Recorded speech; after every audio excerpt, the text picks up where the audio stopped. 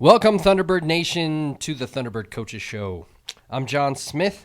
With me here today is your head football coach, DeLane Fitzgerald, and our Visit Cedar City Bryan Head Student Spotlight, George Ramirez. Welcome, gentlemen. Thanks for having us, bud. Thank you. Awesome to see you guys bright and early here at 11 a.m. Look, we want to thank our sponsors, Visit Cedar City and Bryan Head, as well as the Warehouse Bar Plus Kitchen. Warehouse Bar Plus Kitchen, great spot to go get a cocktail, just ease your mind, hang out a little bit, enjoy your time there at the Warehouse Bar Plus Kitchen. Great food and great atmosphere, so we appreciate them being sponsors of the show. Look, I woke up this morning. We're gonna go for the today's electricity in the air moment here. Okay, so bear with me. Woke up this morning, great mood. Okay, smiling, just feeling it. Guess why? Take a stab. Football's back. Boom, football's back, baby. It's game week for the Thunderbirds. I mean, it's been game week for you guys for the last couple days, right? We'll talk about that and kind of how you guys set up and your the way you guys do game week. But, man, today I get to sit down with George and Coach. I get to talk football.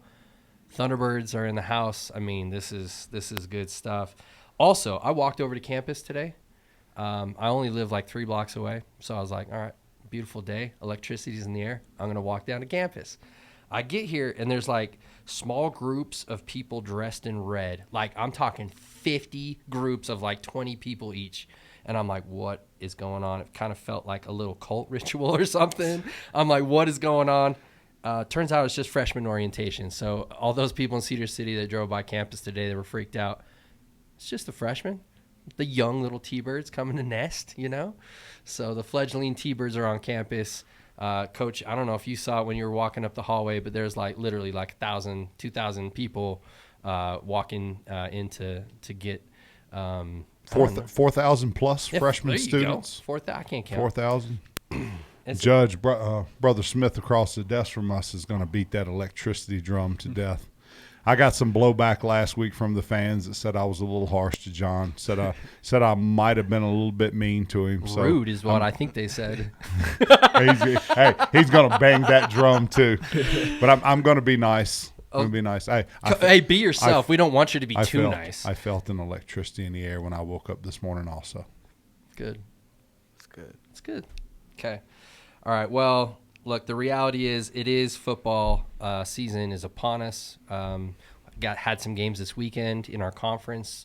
Northern Alabama played. Tarleton State played. A couple good games, actually. Tarleton and McNeese went down to the wire. It was pretty cool. But Coach, it is game week. We've got the Utah Utes. Man, like, let's talk about this week, what our preparation is coming out of camp into game week.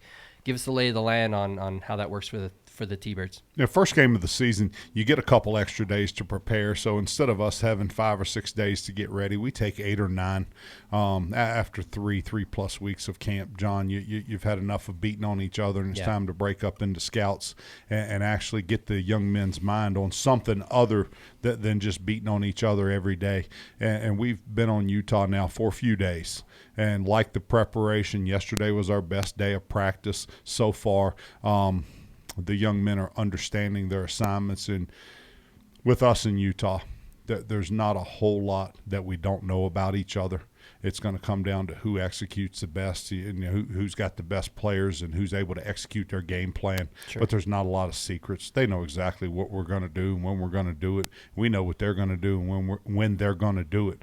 But we have to execute better than they do. Sure. So for the fans, like, you know who they are. Who are the Utes? I mean, give us a little preview of what we can see on Thursday night, and maybe talk about their players and their staff a little bit. I couldn't talk to you long enough or praise them enough, in our 30-minute podcast here. Maybe top 5 coaching staffs in the country. They may be the best coaching staff in the country, and I could go into detail about it, but the strength conditioning coach and their offensive defensive coordinators, their position coach, I think that Freddie Whittingham, everybody talks about Kyle Whittingham.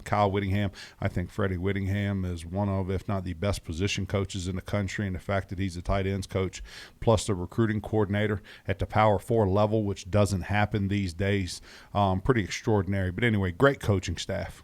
And John, I don't want to offend anybody, but I want to say this: when you're recruiting in Utah, you understand that you're going to have some holes. You're always going to have some holes. And Coach Whittingham and his staff understood a long time ago, how do we fill those holes?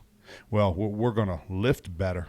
We're going to play harder, and we're just going to knock the fire out of everybody that crosses our face. We're going to have physicality for one play. We're going to have physicality for an entire 3 hours during a game, and they've made up for some holes the last 20 years. Yeah. They've made up for some holes in their program by just being more physical than everybody else they play. I'll end this little rant with this. We were at Frostburg State University in Maryland for 8 seasons, and we designed our defense to be just like their defense. And it's funny that our coaching staff lands here and now we're playing each other. But we built our defense around what they were doing, and then we built our off-season strength conditioning program off of what the University of Utah was doing. Yeah. Because, in my opinion, they were overachieving. And now that what happened was they overachieved for about a decade, and you overachieve for so long, you become achievers. Yeah. And now they're achievers. And John, easily one of the top 10 programs in the country, in my opinion, maybe top 6, top 8 programs in the country. I think they win the Big 12. I think they make college football playoffs. I don't know if I've left anything out of this rant. So they're pretty good. Did I say they have great players? Hey, Mel Kiper says they've got 11 draft picks starting. My count is 15. Yeah. I've got 15 out of 22 getting drafted after this season. Great college football program. Yeah, I was watching some video on just kind of preparing for the show, seeing who they are, and I saw Urban Meyer. He came to a coaching clinic, and he was talking about really the physicality, the toughness. Just like you said, there was a quote that kind of hit me. It was David and Goliath. Now, when anybody, when the Goliaths come to Utah, it's giants on giants. Right, they're no longer David. They've proved their mettle, and they've moved up to that next level where they are among the elite in college football in the United States. So, kind of a tribute to them, and you kind of wonder too. I mean, Urban Meyer's got this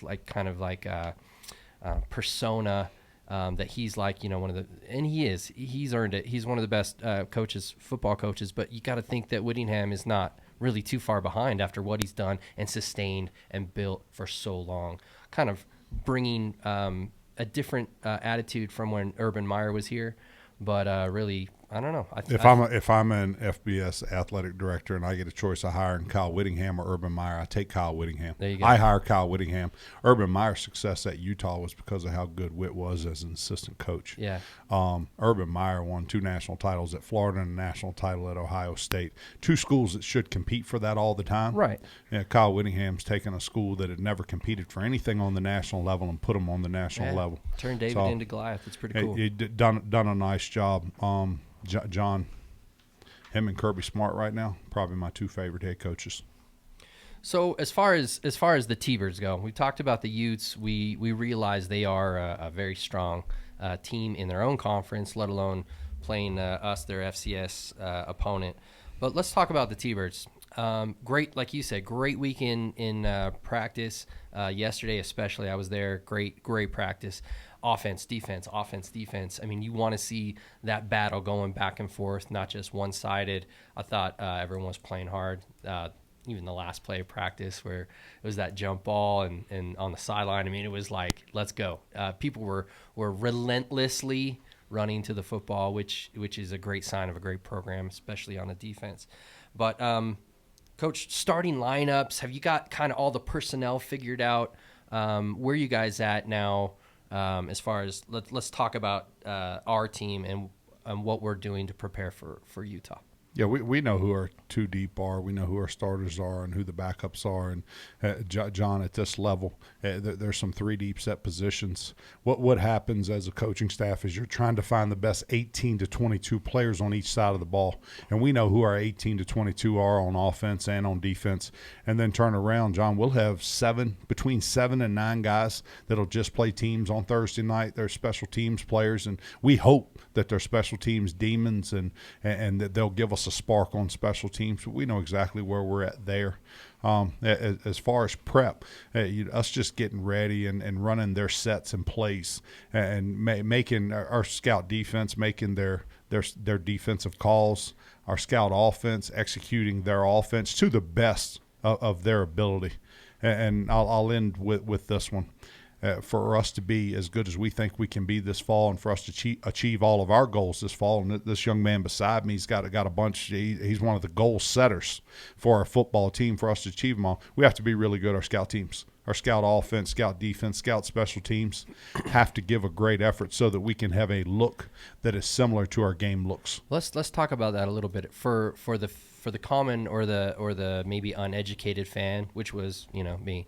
When you say scout, you're talking about there is the team within your team, the scout team, that are learning the plays of the other team. Is that? I mean, will you kind of maybe break it down in its simplest form? Yeah, sure. And we have 119 guys on the roster right now, and in a college football program, for the most part, the incoming freshmen and anybody else that is maybe or probably going to get redshirted, they end up on the offense and defensive scout team. So if you're fourth, fifth, sixth string safety, you end up playing scout team defense that fall, and your job is to run around and give the best possible look of the next opponent that you can give. Got it. So yeah, I mean, basically it is us playing us, but it's us playing with the opponent's offense and defense, and we're trying to basically learn and scheme off of those scout team looks. Correct. Okay, George, this question's for you. You're a leader on the team. We all know that. You're a great kid, and you're out here doing maybe even the embodiment of the program, right? You're blue collar. You come out here. You were a walk-on, and then you got a scholarship. I mean, you've earned everything that you've got. Yes, sir. Talk to us a little bit about like the vibe on the team from the players' perspective. Like, are there any themes? Did the leadership council get together and decide, hey, this is what we're gonna rally cry for this year? Give us a little scoop from the inside player perspective. So inside player's perspective, it's more of just trying to do everything right, all the little things right. In the past, we've done all the big things, showed up to lift all the things on time everywhere we go, being yes sir, no sir, everything like that around campus, stuff like that. But it's trying to get the little things right for everybody, making sure that our younger guys can have a good example from the older guys. So from people like me, P. Payne, Mark Bales, everything like that on both sides of the ball, make sure that we can not only play to the best of our ability, but take all those younger guys with us as we go along to lift them up exactly to your level. Love that. We've had in the past, we've had 11 United, we've had 1% better. You guys have any catchphrases or anything that you really are trying to use to focus the guys in? Probably have a handful. That 1% better is never ever going to leave our program. Never. No, it just makes too much sense. Focus, fight, finish. And then our saying for this fall is elevate. For each young man in our football program to elevate themselves and elevate everybody around you. And if we do that, we're going to elevate our football program. We're going to elevate our university and elevate our town. Love it. Love it. As a fan, I love to hear that you're finding the very best. You're kind of replicating that and trying to bring everybody up to that level. A lot of times, and you know this, Coach, in organizations, it's like you can feel kind of, I don't know, a little mediocre, and people accept that, and that's not accepted at SUU football. George touched on this. In a college athletic program or in any organization, any industry, you have the 10-80-10 rule, and you brought up Urban Meyer, and this is a steal from Urban Meyer when he was at Bowling Green and Utah, is you have 10% at the top of your organization, 10% that are elite. And then you have 80% of what we call fence sitters. And they do everything they're told. They show up on time. They do what they're told. They get their job done, and then they go home. And then you have 10% that you can't save. And it's always going to be that way. I don't care whether you've got 10 people in your company or you've got 100. It's going to be that way. And what we talk with, and George is one of the elite 10% for us, and what we talk to the elite 10% is about bringing somebody with you each day. Get one of the fence setters that are in the 80% and try to get them up to the 10%. That's inspiring, man. Yeah, that's really how you get better. If you can get 1189, it's pretty good. You're beating the odds, and as you go up that ladder and bring that some of the 80% or some of that 10% along with you, man, that's the difference in wins and losses. Coach, we mentioned there's a bunch of freshmen. There's a lot of people that are just being now exposed to SU football. A lot of new faces and new people on campus, and a lot of new fans that are out there. How would you describe your coaching style? Honestly, like. I want to know. In your opinion, what is your coaching style? What's your philosophy? John, I'm just me. I have some philosophies, but my coaching style, I would have no idea. George? Honestly, it's to make sure that he's always gonna pull the best out of us. Make sure that we come to work every day. Because if we don't come to work, then why show up at all? Yeah, that's a big thing when Coach Fitz first got here. When we were transitioning to the new staff and everything like that. I know there were some days that was super hard, and every day was just trying to elevate, get 1% better, like he said when he got here, and it was always come to work. Because if you're not going to come to work, then don't be here at all. So his coaching style is that the rough, tough, and make sure that you're always coming to work. Because if you're not, then we don't need you here. Yeah, and all of us agree with that here. Well, you've definitely bought into it over the last few years. One quote I've heard you say is nothing in life, or nothing yet, I'll say in life, has ever achieved, anything great in life is never achieved without excellent effort and relentless energy. Energy and enthusiasm. There you go. Energy and enthusiasm. Yeah. There's never been anything great in this world accomplished without energy and enthusiasm. There you go. I can give you one more, John. Life and athletics. Life and college football are uphill endeavors. Yeah. Yeah, no one ever sit on their rear end and slid uphill. Yeah, you got to push that rock up the hill every day. Yeah, Angelo LaVar. So the other thing I really like is we talked about this the other day, and that's the abilities.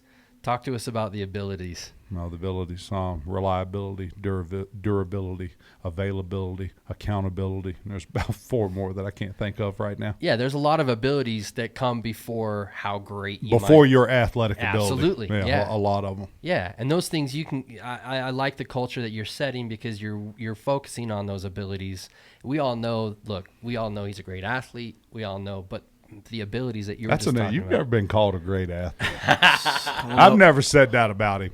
Only about my parents. Hey. My parents. Your parents said that? My parents call me every once in a while, tell me that. Oh, man. I love it. A little bit. You know your parents lie to you sometimes, right? Yeah, it's okay. Not yours personally, just parents in general. Yeah, they'll tell you a fib every once in a while. Just to keep you feeling good. Just to keep you feeling good, keep you on the level. But no, but all jokes aside, though, the abilities that he was talking about, that the best players, I don't care if you're here at SUU or at University of Utah or in the NFL, those abilities that you just talked about before your talent, before how you can run and jump and catch a football, those are all what separates the best from the best. John, I've seen so few really good ones, great ones. Yeah. That didn't have accountability. Yeah.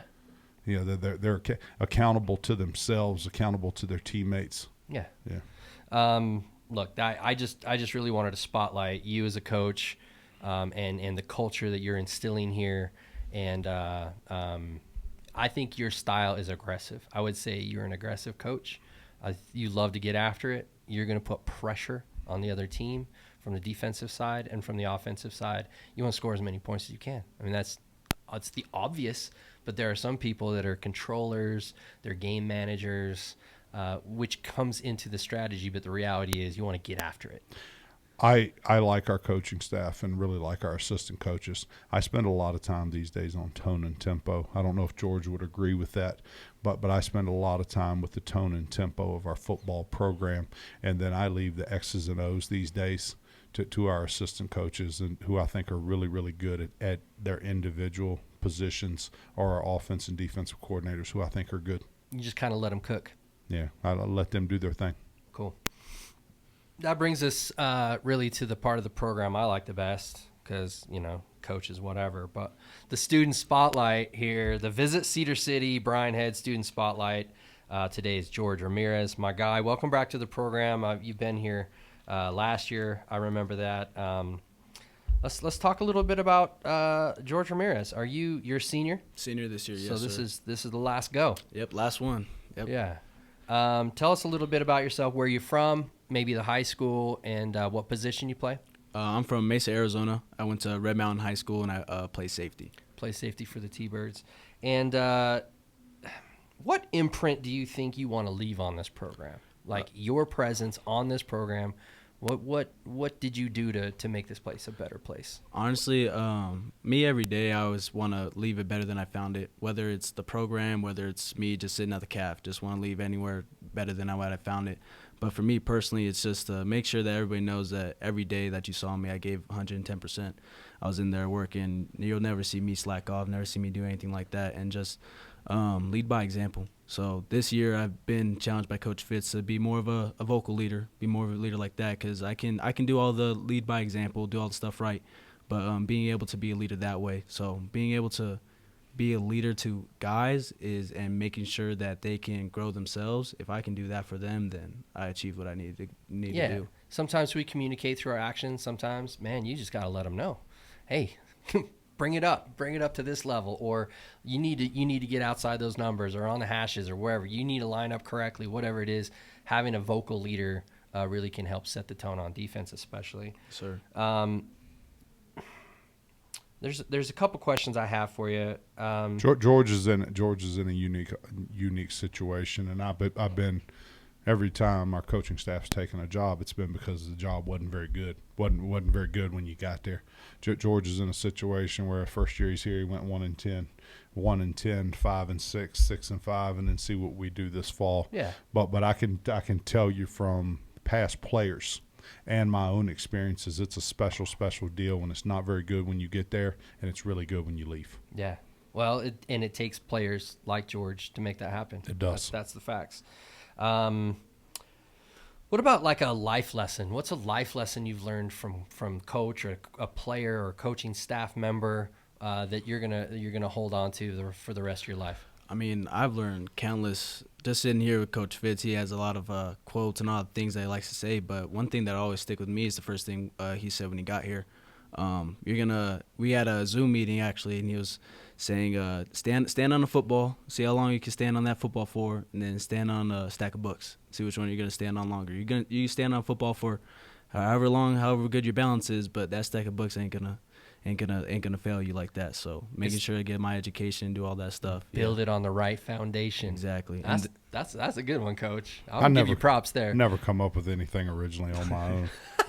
Stole it from Ty Johnson. I think Ty's a running back for the Buffalo Bills now, one of the running backs. I know he's on an NFL team as a running back now. Came out of Fort Hill High School. Heard him give a speech at the Dapper Dan banquet in Cumberland, Maryland, and in his speech, he told everybody in the crowd, he says, whatever your choice, your sport is, he says, stand on the ball. He says, stand on the ball and see how long you can stand there. And he said, then stack up a pile of library books and stand there and see how long you can stand there. He goes, it's a metaphor for how long your education is going to carry you past sports. It's a good one. That's awesome. Well, speaking of academics, let's talk little bit about your education here at SUU. What have you been studying? What's the emphasis, and what do you want to do? I think a lot of people have heard this, but it's worth repeating what you want to do with your life. Right now I'm getting a degree in business administration, so hopefully I can stay here, get a GA spot, or go somewhere else and get a GA spot, and get a master's degree in sports management. Awesome. So being able to be an athletic director or someone high up in athletics, trying to stay around, trying to be involved, and trying to just better people's education as student athletes, and making sure they have all the resources and all the things that they have is to the best of their ability. Yeah, I love that. Obviously, this experience being a student athlete at Southern Utah University has sculpted what you want to do in the future. Mm-hmm. It's like the impact is noticeable, and you want to then pass that impact on to others. Love Definitely. that. Man, what are your fondest memories of school in Cedar City? You've lived here now for a few years. Yes, sir. You've had some memories that you can say on the air. What are the best memories that you've had in Cedar? Some of the best memories is just a lot of it's been camp. I'm out here with a lot of the guys, just hanging right back here in the Rotunda area, Yeah, just sure. playing pool, playing ping pong, being able just to sit around the guys and be able to talk and get to know each other like that. Because those connections and those memories, everything we're gonna have, it's gonna last forever. Yeah. So a lot of doing all of that, meeting a lot of my friends, a lot of friends with a lot of different sports teams and everything like that, going to their games, going to their Sure. meets and everything like that. It's been a blast. Yeah. So for prospective athletes out there looking at SUU, what's a pitch? What's a pitch that you'd say, hey, come to SUU versus anywhere else? What did you like, and what do you think other people might like here? What I like, it's a home away from home. I say this to anybody that comes in here, any freshman that's having a hard time. It's you find your niche of people. You find the people that you want to surround yourself with, and you can make them your family. Yeah. I definitely found my family around here. A lot of friends and people that are going to be at my wedding, people that are going to be in my kids' lives and everything like that here at SCU. So being able to find this out it's a pretty special place. That's good stuff, George. That hits you right here, man. Like, that just gave me goosebumps, because that is so true. You find people, you find your people here. It's a small enough campus, right, that you can feel connected. Mm-hmm. Man, what you said about having people at your wedding and being a part of your kids' lives, I mean, that hits hard. It's the good stuff, man. So thanks for highlighting that. Man, that's pretty deep stuff. I like that, Coach. We talked a little bit about University of Utah and we're preparing for them. Take us through the itinerary. What happens on from Wednesday on? Like, give us kind of how the travel schedule and how it all works. John, Wednesday's first day of school here, so we're going to let them go to school all day. Their education is really important to myself and our coaching staff. It's really important to a lot of our players, so they're going to get to go the first day of school. We'll get on a bus and head up the interstate at 3 p.m. on Wednesday. We'll get into Salt Lake City, and we're gonna tour the stadium, let them see Rice-Eccles Stadium, and we'll be there for a few minutes. Going to leave out of there and go. I won't name the place, but we're going to one of the nicest places in Salt Lake City to eat dinner. We appreciate the check that the University of Utah is writing us. It allows me to be a little fatter on Wednesday night than I currently am. Put some weight on them boys. Yeah, there you go. Put some weight on myself. I'll look at a plate of food and gain like 7 pounds on Wednesday evening, and then I'll eat it. But we'll eat and then head over to the hotel, check into the hotel, and get a good night's sleep.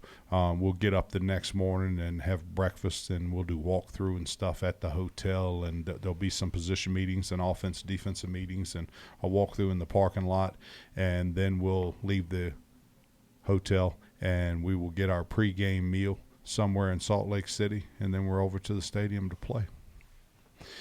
Then John, it's time to get it on, man. We're going to get in there on Thursday evening and get ready to play and give it our best shot. And the main thing is we get out of Salt Lake City healthy on Thursday night. Right. If we can get in and out of our state capital, and I've said this a couple times, if we can get in and out of our state capital healthy, we got a chance to have a successful fall. That's awesome. That leads me to my last thoughts. You kind of answered it. What do you consider success this week?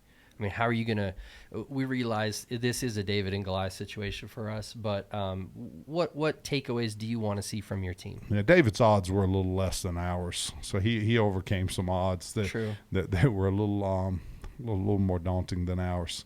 But how good are you with a slingshot? We're going to go we're going to go in and give it our best shot. If and when the game gets out of hand, we'll get our players, we'll get our starters and stuff off the field, finish up the football game. Then what would you define as success for this year? I mean, you've got goals, you got things. I'm not doing that. All right. You know better than to ask that question. It's a bad question. Well, the answer could be relentless pursuit of perfection. You could say that. That's a pretty good answer to that question. It's just a cop out. Here's today, tomorrow, and as long as I'm coaching, we're going to do the best possible job we can do today. Sure. And then we wake up tomorrow, we'll do the best possible job we can do tomorrow. So when you asked about success, after this Thursday night, every game's on Saturday. We are going to wake up on Sunday morning and from Sunday through Friday do the best possible job we can do to get ready, to get focused, get ourselves mentally and physically prepared to play. And then we're going to go out on Saturday for 3 or 3+ hours, however long the game lasts, and we'll play just as hard as we can possibly play. Play with a fanatical effort, and we'll let the cards fall where they may. Yeah, and I love where the cards fall when you give it that type of effort. I mean, most of the times they fall in your favor. Usually you're successful. Yeah, absolutely. Look, thank you for that, Coach. George, thanks for being here. Couple things to wrap up the show here. Look, you can support the T-Birds by subscribing to this YouTube channel. If you're listening to this on Apple or Spotify, great. Subscribe there. But on this YouTube channel, we'd love to get those numbers up and be a little more relevant. So if you can subscribe to the YouTube, that would be great. Also, comment, if you do like it, push like. If you don't like it, I guess you can give me a thumbs down. But just interact. Leave a comment. Leave some comments that you want. And then help us spread the good word of SUU football by sharing these posts, sharing these YouTube videos on your social media accounts, be it Facebook, Instagram, Twitter, wherever you want to share. But we would love to kind of get this word more permeated out there in T-Bird Nation. So T-Bird Nation, if you could help us out with that, that'd be great. And then, one final thing in my ear here is come see the T-Birds off. They're going to be headed up to the University of Utah, 3:00 at the stadium. Come see the T-Birds off as they travel up to Salt Lake City to battle with the University of Utah Utes. Coach, great show. George, thanks for being here, man. Inspired me today. That's good. For Coach DeLane Fitzgerald and Mr. George Ramirez, I'm Jon Smith signing off. Go T-Birds. Go Thunderbirds. Go T-Birds.